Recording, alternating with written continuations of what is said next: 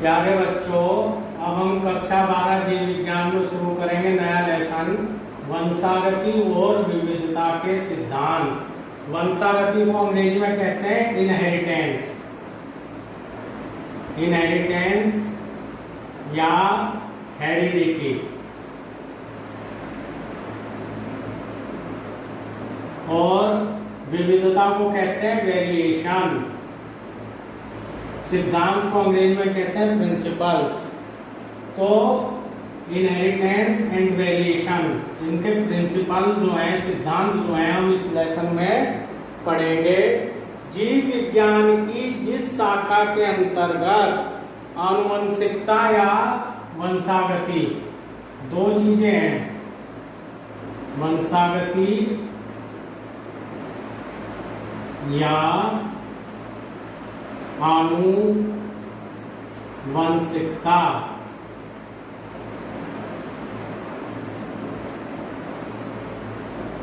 उनकी अंग्रेजी है इनहेरिटेंस और हेरिडिटी। और दूसरी चीज है आनुवंशिक समानता और विभिन्नता। आनुवंशिक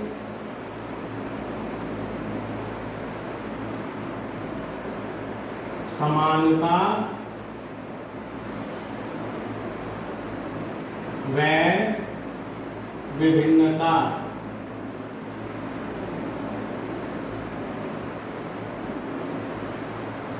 जीव विज्ञान की जिस शाखा में हम वंशागति या आनुवंशिकता तथा प्लस आनुवंशिक समानताओं और विभिन्नताओं का अध्ययन करते हैं, उस शाखा को कहते हैं आनुवंशिकी।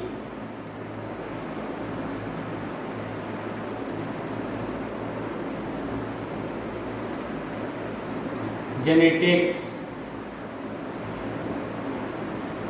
जीव विज्ञान की जिस शाखा के अंतर्गत हम वंशागति इनहेरिटेंस या आनुवंशिकता हेरिडिटी और आनुवंशिक समानताओं सिमिलरिटीज और विभिन्नताओं या विविधताओं वेरिएशंस का अध्ययन करते हैं, उस शाखा का नाम है आनुवंशिकी या जेनेटिक्स।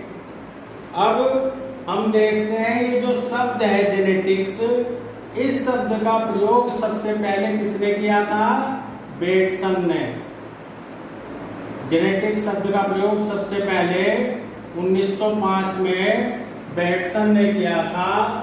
और ग्रेगर जॉन मेंडल को आनुवंशिकी का जनक कहा जाता है।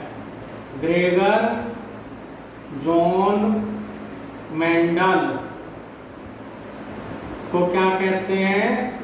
आनुवंशिकी का जनक, फादर ऑफ जेनेटिक्स। आनुवंशिकी का जनक, आनुवंशिकी का जनक कहा जाता है ग्रेगर जॉन मेंडल को। तो सबसे पहली बात है, हमारी जो जीव विज्ञान की शाखा है आनुवंशिकी या जेनेटिक्स, इसमें हम वंशागति या आनुवंशिकता यानी कि इनहेरिटेंस और हेरिडिटी और आनुवंशिक समानताओं सिमिलरिटीज और वेरिएशंस विभिन्नताओं का अध्ययन करते हैं। जेनेटिक्स शब्द का प्रयोग सर्वप्रथम बेटसन ने 1905 में किया था। ग्रेगर जॉन मेंडल को आनुवंशिकी का जनक, फादर ऑफ जेनेटिक्स कहा जाता है। अब सबसे पहले हम देखते हैं वंशागति या आनुवंशिकता किसे कहते हैं। अगर कोई हमसे पूछे कि वंशागति या आनुवंशिकता क्या होता है, तो हम क्या जवाब देंगे? इसका जवाब है आनुवंशिक गुणों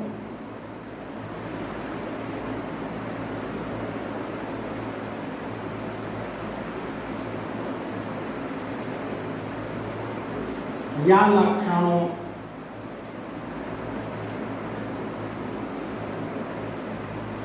आनुवंशिक गुणों या लक्षणों या विशेषकों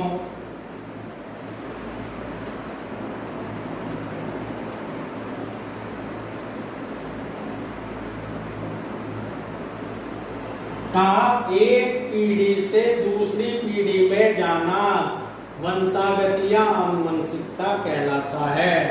जो आनुवंशिक गुण है या लक्षण है या विशेषक हैं, कैरेक्टरिस्टिक्स या ट्रेट्स, उनका एक पीढ़ी से दूसरी पीढ़ी में जाना क्या कहलाता है?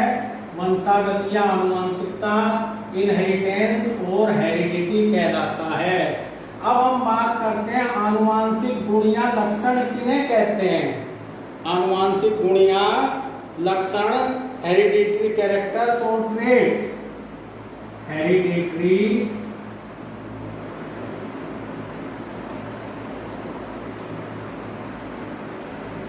कैरेक्टर्स और ट्रेट्स,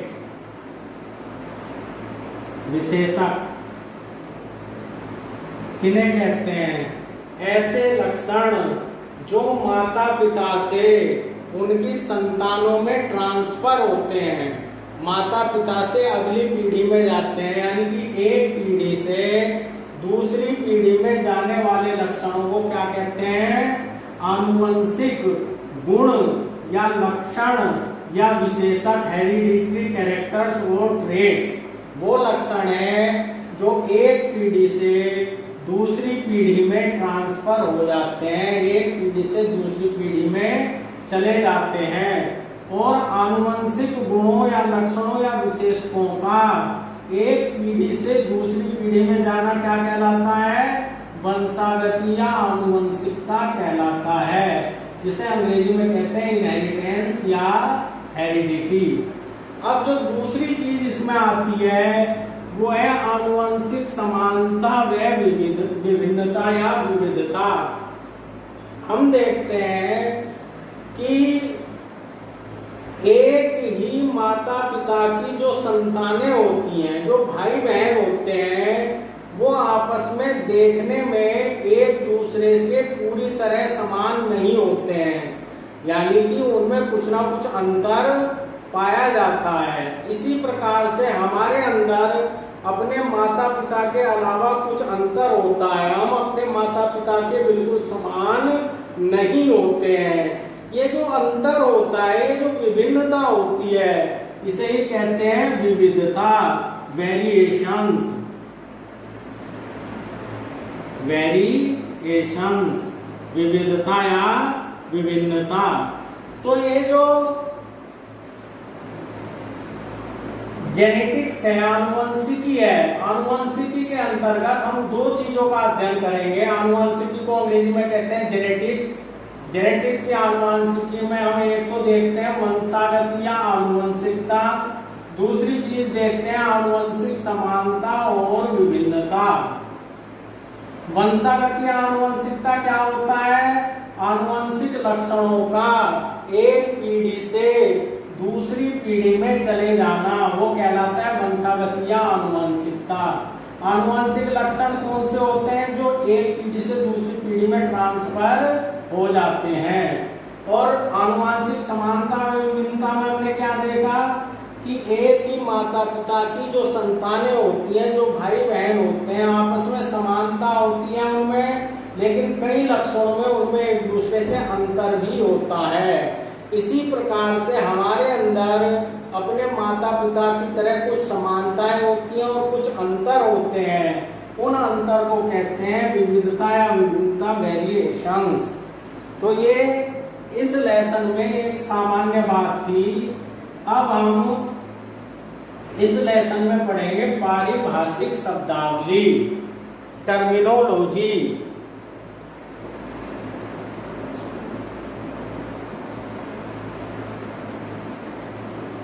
पारिभाषिक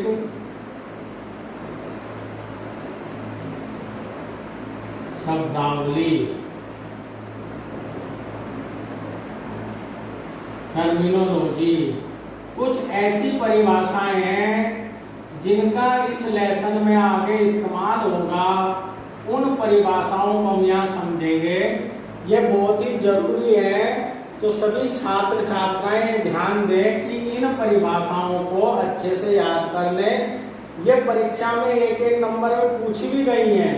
इसके अलावा आगे तुम जो भी इसमें पढ़ोगे उसमें भी ये काम आएंगी। सबसे पहले हम इसमें देखते हैं जीन।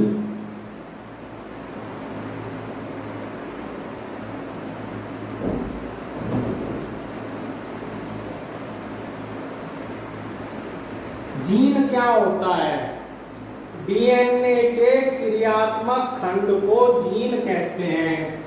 कक्षा 11 में तुम्हें जैविक अणु वाले लेसन में डीएनए, डीऑक्सी राइबोन्यूक्लिक एसिड के बारे में बताया था। डीएनए के क्रियात्मक खंड को, डीएनए का जो क्रियात्मक खंड होता है वो क्या कहलाता है? जीन कहलाता है।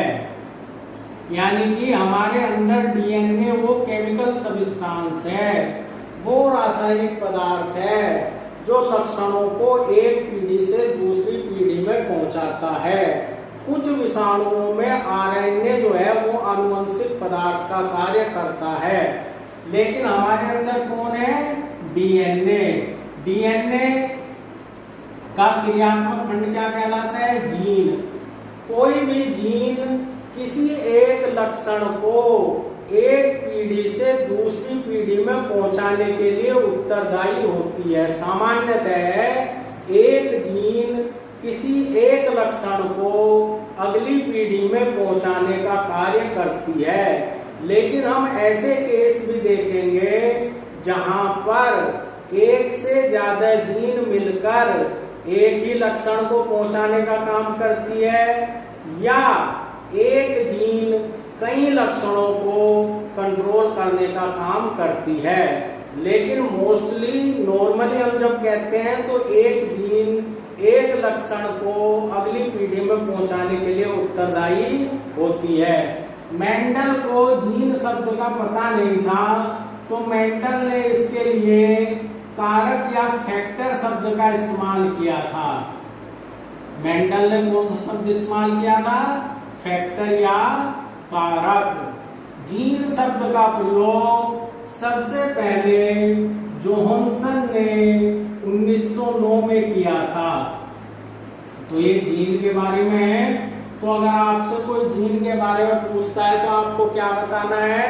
जीन जो है डीएनए का क्रियात्मक खंड होता है जो प्राय किसी एक लक्षण की वंशागति के लिए उत्तरदायी होता है।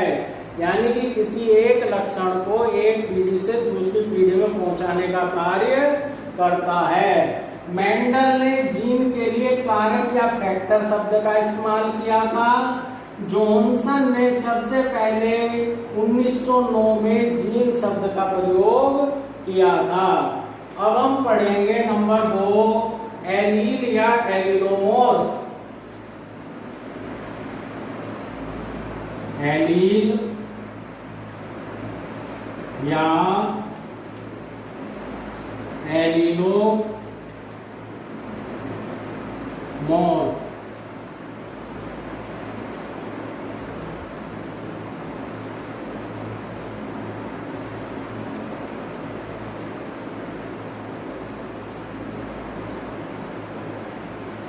क्या होता है एलील या एलिलोमॉर्फ? इसे हम एक उदाहरण के द्वारा समझेंगे। जैसे एक लक्षण है ऊंचाई,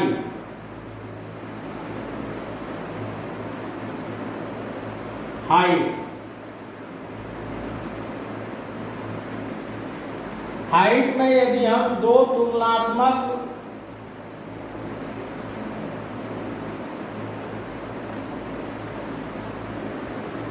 वो देखें तो एक तो इसमें होगा बौनापन।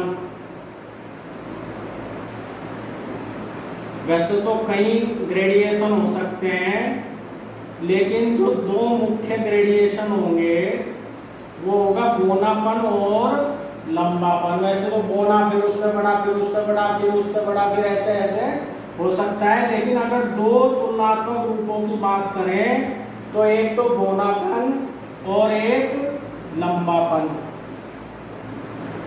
तो किसी भी जीन के दो या दो से ज्यादा जो विकल्पी रूप होते हैं उन्हें एलील या एलिलोमॉर्फ कहा जाता है। जैसे ऊंचाई वाली जीन है कोई, मान लो हाइट की जीन है, एच जीन है कोई। इस एच जीन के दो रूप हैं, एक तो बौनेपन के लिए और एक लंबेपन के लिए। तो ये जो इस जीन के दो रूप हैं, ये जो दो रूप होंगे इन्हें हम कहेंगे एलील या एलिलोमॉर्फ। समझ में आई बात? इसी जीन के दो या दो से ज्यादा विकल्पी रूप या तुलनात्मक रूप क्या कहलाते हैं? एलील या एलिलोमॉर्फ कहलाते हैं। जैसे ऊंचाई के दो तुलनात्मक रूप है, बोनापन और लंबापन। बोनापन के लिए जीन का स्मॉल टी रूप, लंबेपन के लिए जीन का कैपिटल टी रूप। तो ये जो दो रूप हैं जीन के, ये क्या कहलाएंगे? एलील या एलिलोमॉर्फ कहलाएंगे। ये गुणसूत्र में जो समजात गुणसूत्र होते हैं, उन गुणसूत्रों पर एक ही लोकस पर, एक ही स्थान पर स्थित होते हैं। जैसे ये अलग अलग ये गुणसूत्र हैं एक जोड़े के, ये एक जोड़े के गुणसूत्र हैं, दो समजात गुणसूत्र हैं दोनों। इस गुणसूत्र में ये पोजीशन 1 है, ये पोजीशन 2 है, ये पोजीशन 3 है, ये पोजीशन 4 है। ऐसे इसमें पोजीशन 1 है, ये 2 है, ये 3 है, ये 4 है। ये अलग अलग पोजीशन है गुणसूत्र में। इन अलग अलग पोजीशन पर अलग अलग जीन स्थित होती है। तो जो ये तुलनात्मक जीन होंगी, ये गुणसूत्र पर समान लोकस, लोकस माने स्थल, समान स्थल पर मौजूद होंगी। जैसे लोकस 1 की अगर हम बात करें, इस पर अगर टी है तो दूसरे समजात गुणसूत्र पर इसके सामने या तो कैपिटल टी होगा या स्मॉल टी होगा। यानी कि जो एलील होंगी वे समजात गुणसूत्रों पर समान लोकस पर, समान स्थल पर पाई जाती हैं। जैसे अगर इस गुणसूत्र पर पहले पोजीशन पर कैपिटल टी है तो दूसरे गुणसूत्र पर भी पहली पोजीशन पर या तो कैपिटल टी एलील होगी या स्मॉल टी एलील होगी। तो ये एलील के बारे में समझने की बात है। एलील या एलिलोमॉर्फ, एलील या एलिलोमॉर्फ क्या होते हैं? किसी जीन के दो या अधिक तुलनात्मक रूप क्या कहलाते हैं? एलील या एलिलोमॉर्फ कहलाते हैं। जैसे ऊंचाई वाली जीन के दो तुलनात्मक रूप है, बोनापन के लिए स्मॉल टी, लंबापन के लिए कैपिटल टी। तो ये ऊंचाई वाली जीन की दो एलील हैं। क्या है? दो एलील है, स्मॉल टी और कैपिटल टी। ये समजात गुणसूत्रों पर समान स्थल पर मौजूद होती हैं। अगर यहाँ पहली पोजीशन पर है इस गुणसूत्र में तो दूसरे गुणसूत्र में भी पहली पोजीशन पर होंगी। नॉर्मली ज्यादातर जीनों के दो ही तुलनात्मक रूप होते हैं। जैसे यहाँ दिखाया गया है, दो ही एलील होती हैं ज्यादातर। लेकिन कुछ केस में एक जीन की दो से ज्यादा एलील भी हो सकती हैं। जैसे रक्त समूह एक लक्षण है, ब्लड ग्रुप, रक्त समूह, ब्लड ग्रुप, इसके लिए 3 एलील होती हैं, LA, LB, LO। दो से ज्यादा एलील है, 3 एलील होती हैं, इन्हें कहते हैं बहु एलीलिज्म। ये जो घटना है इसे क्या कहेंगे? बहु एलीलिज्म। इस घटना को कहेंगे बहु एलीलिज्म। अगर किसी लक्षण के लिए दो से ज्यादा एलील होते हैं, किसी जीन के दो से ज्यादा विकल्पी रूप होते हैं, तब इस घटना को कहते हैं बहु एलीलिज्म, मल्टीपल एलील या मल्टीपल एलीलिज्म। तो ये हमने अभी तक दो परिभाषाएं देखी, जीन और एलील या एलिलोमॉर्फ। अब हम देखते हैं जीन रूप में दृश्य रूप।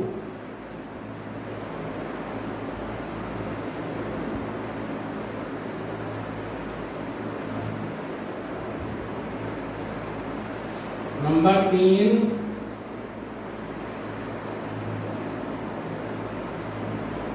जीन रूप, जीनोटाइप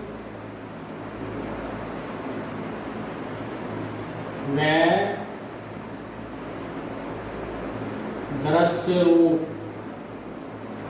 फिनोटाइप।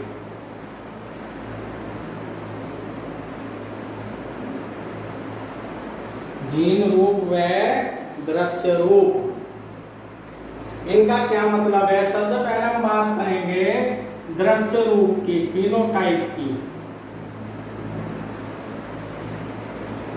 दृश्य रूप का मतलब है जो हमें दिखाई देता है, किसी भी जीव की जो बाह्य संरचना है, किसी भी जीव की बाह्य संरचना उसका दृश्य रूप कहलाती है। बाहर से देखने पर जीव कोई पौधा या जंतु जैसा दिखाई देता है, वो उसकी बाह्य संरचना या दृश्य रूप या फिनोटाइप कहलाती है। और अगर जीव को हम अंदर से उसकी जीन देखें तो जो जीव उसका जीनी संरचना है, जीव की जो जीनी संरचना है वो उसका कहलाता है जीन रूप या जीनोटाइप कहलाता है। जैसे अगर हम दो केस की बात करें, लंबा पौधा और बौना पौधा,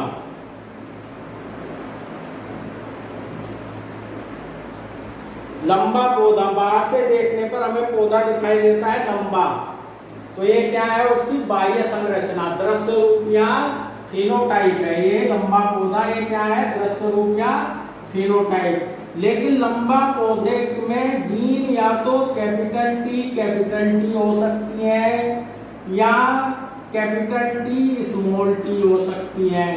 ये क्या है? इसके जीन रूप, ये जीनी संरचना है, इसे कहेंगे जीन रूप। इसी तरह जो बौना पौधा होगा उसकी जीनी संरचना होगी स्मॉल टी, ये इसका क्या है? जीन रूप है। तो कोई इसमें इतनी बड़ी बात नहीं है याद करने में। बाहर से देखने पर जीव जैसा दिखाई देता है वो उसका दृश्य रूप है, जैसे लंबापन या बौनापन, ये क्या है? दृश्य रूप है। और अगर इनकी जीनी संरचना देखें में जीन किस तरह की है, लंबे पौधे की जीनी संरचना है तो कैपिटल टी, बड़ा टी या बड़ा टी छोटा टी, इनके क्या है? जीन रूप है। इसी प्रकार से बौने पौधे में स्मॉल टी, छोटा टी, ये इसके क्या है? जीन रूप है। अब देखेंगे समयुग्मजी तथा विषमयुग्मजी।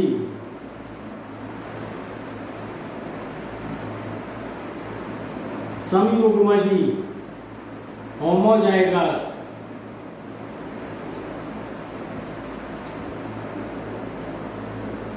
और दूसरा होता है विषमयुग्मजी।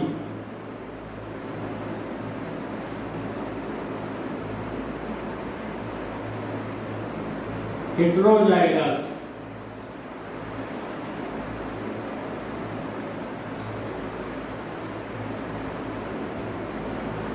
इसके बारे में देखेंगे। हमने एलील या एलिलोमॉर्फ के बारे में पढ़ा था।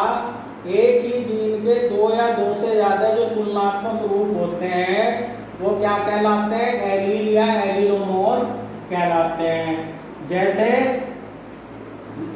ऊंचाई की जो जीन है उसमें एक एलील कैपिटल टी हो सकता है, एक एलील स्मॉल टी हो सकता है। अगर किसी जीव के युग्मनज में दोनों एलील एक जैसी हो, जैसे बड़ा टी और बड़ा टी, या छोटा टी और छोटा टी, दोनों एलील समान हो तो उसे कहेंगे समयुग्मजी, होमोजाइगस। दोनों कैसी हैं? बड़ी टी। यहां पर दोनों कैसी हैं? छोटी टी। तो ये कंडीशन क्या है? होमोजाइगस, समयुग्मजी। या ऐसे कहते हैं प्योर, शुद्ध, और प्योर, शुद्ध। इसी प्रकार से अगर दोनों एलील अलग अलग हो, एक कैपिटल टी एक छोटा टी स्मॉल टी, तो इसे कहेंगे विषमयुग्मजी। विषम युग्मजी, हेटेरोजाइगस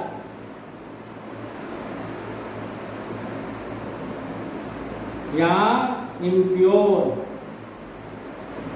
अशुद्ध, विषम युग्मजी या हेटेरोजाइगस या अशुद्ध या इम्प्योर।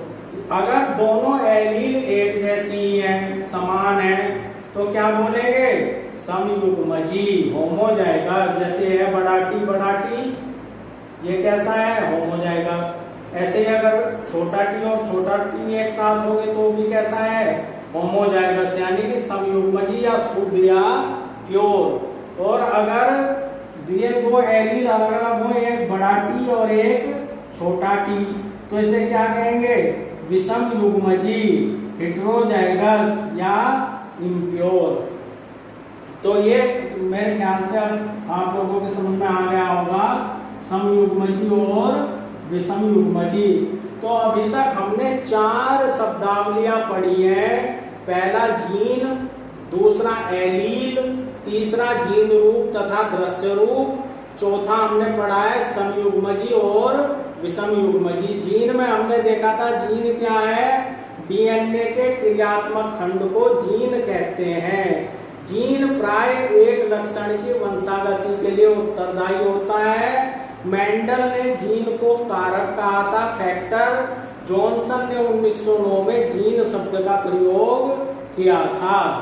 उसके बाद में हमने देखा था एलील या एलीलोमोर्फ, किसी एक लक्षण के जीन के जो 2 या 2 से ज्यादा तुलनात्मक रूप होते हैं, वो क्या कहलाते हैं? एलील या एलीलोमोर्फ कहलाते हैं। जैसे ऊंचाई वाली जीन के 2 तुलनात्मक रूप, एक तो लंबेपन के लिए बड़ा टी, एक बौनेपन के लिए छोटा टी, तो वे ऊंचाई वाली जीन की 2 एलील हैं, बड़ा टी और छोटा टी। इसी प्रकार से रक्त समूह या ब्लड ग्रुप में हमने देखा था 2 से ज्यादा एलील थी, LA, LB, LO। इसे हमने कहा था बहु एलीलिज्म, जहां 2 से ज्यादा एलील किसी एक लक्षण को कंट्रोल करती हैं। उसके बाद में हमने देखा जीन रूप और दृश्य रूप। दृश्य रूप होता है जीव बाहर से हमें जैसा दिखाई देता है, बाहर की जो जीव की संरचना होती है वो उसका दृश्य रूप कहलाता है। और अगर उसके हम अंदर से उसके केंद्रक में उसकी जीन को देखें तो उसका कहलाएगा जीन रूप। जैसे लंबा पौधा, बाहर से देखने पर पौधा क्या दिखाई देगा? लंबा पौधा। तो लंबे पौधे में जीन रूप 2 प्रकार का हो सकता है, या तो दोनों जीन बड़ी टी एलील, बड़ा टी या बड़ा टी छोटा टी, इसके क्या होंगे? जीन रूप होंगे। बौने पौधे की अगर बात करें स्मॉल टी, ये इसका क्या होगा? जीन रूप होगा। इसी प्रकार से समयुग्मजी और विषम युग्मजी, अगर दोनों एलील एक जैसी हैं, बड़ा टी या छोटा टी, तो इसे कहेंगे समयुग्मजी या शुद्ध, होमोजाइगस या प्योर। अगर ये दोनों एलील अलग अलग तरह की हैं तो इसे कहेंगे विषम युग्मजी, अशुद्ध, हेटेरोजाइगस या इम्प्योर। आगे की शब्दावली हम आगे के लेक्चर में पढ़ेंगे। धन्यवाद।